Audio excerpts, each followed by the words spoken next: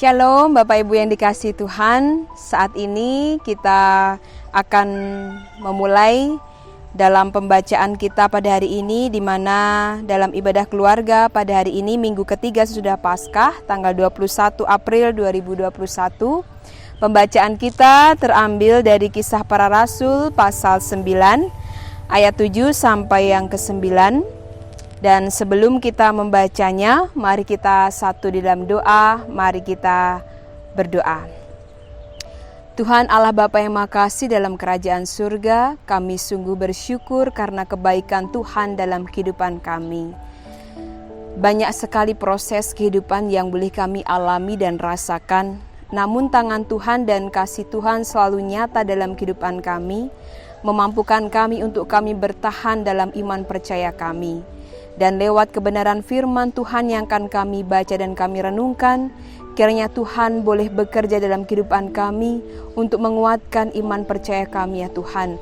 Untuk lebih lagi kami mentaati setiap firman Tuhan, dan setiap firman Tuhan yang boleh kami dengarkan dan kami baca saat ini, biarlah menjadi hal yang baik untuk memproses kami dalam kehidupan yang Tuhan anugerahkan. Terima kasih Tuhan Yesus, di dalam nama Tuhan Yesus Kristus kami telah berdoa dan kami menyambut firman-Mu. Amin.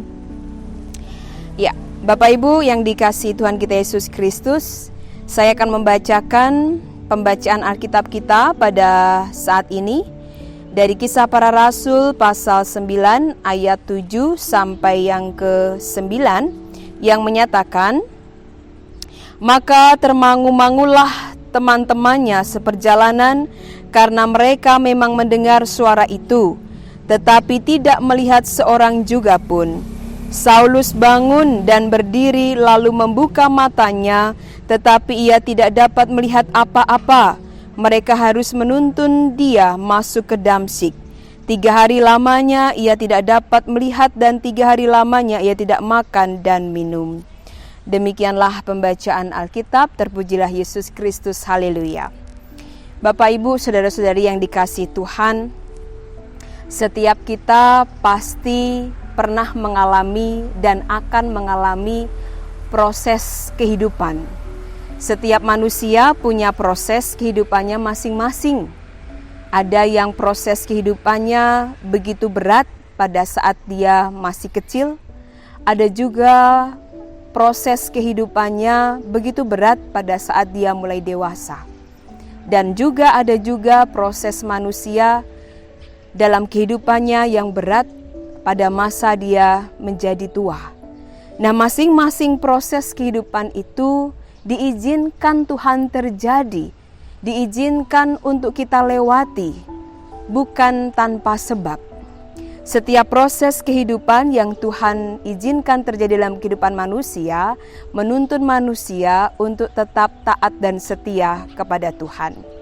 Sama yang dialami oleh kehidupan kekristenan pada mula-mula, di mana banyak sekali perlawanan terhadap orang-orang Kristen. Bahkan ini sangat dialami pada zaman-zaman Kristen mula-mula, di mana kebencian Saulus begitu besar terhadap orang-orang Kristen pada saat itu. Bahkan dia tidak segan-segan untuk membunuh setiap mereka yang mengabarkan tentang Injil Yesus.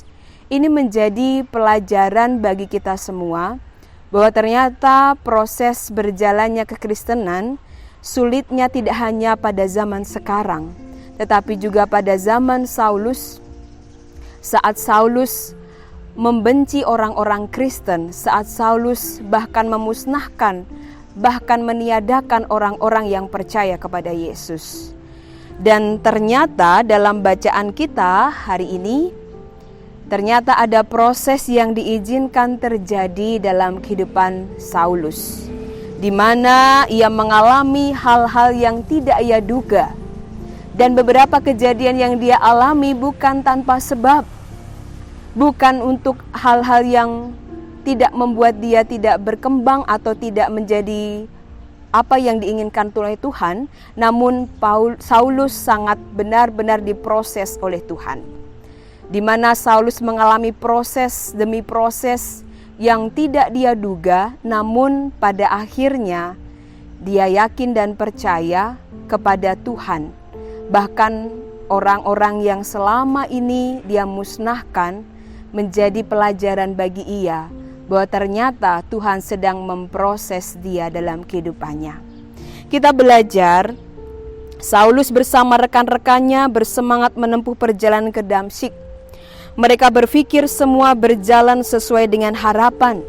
Nah, ini salah satu kesombongan yang dimiliki oleh Saulus, di mana dengan apa yang dia lakukan, dia merasa bahwa dia adalah manusia yang paling hebat. Dia adalah manusia yang paling kuat yang dapat menghancurkan kekristenan. Yang diberikan surat kuasa oleh imam besar di Yerusalem, dari legitimasi yang kuat itu ia menangkapi orang-orang Kristen yang tidak bersalah. Hal ini menjadi proses di mana Saulus melakukan apa yang diinginkan, apa yang dimau.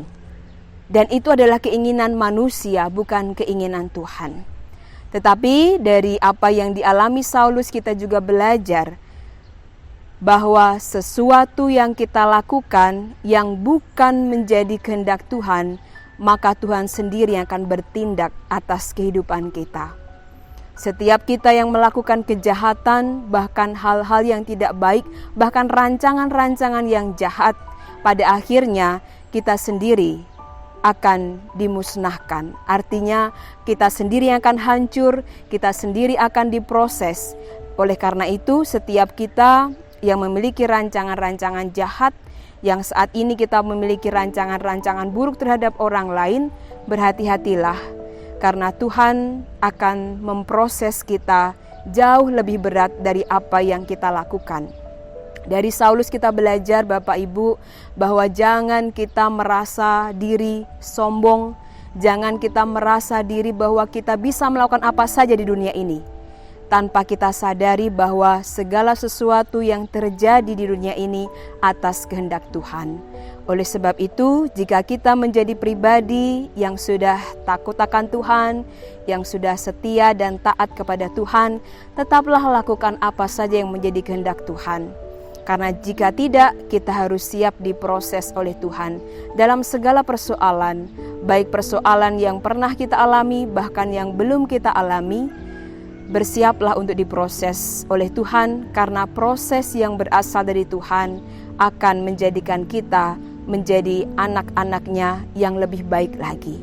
Jika kita menjadi orang yang siap diproses, maka dalam proses yang Tuhan izinkan terjadi dalam kehidupan kita, itu adalah proses yang membahagiakan, yang pada akhirnya akan membuat kita bersuka cita, karena kita tetap beriman kepada Tuhan, karena kita tetap percaya kepada Tuhan bahwa Ia adalah juru selamat kita, bahwa Ia adalah penolong kita.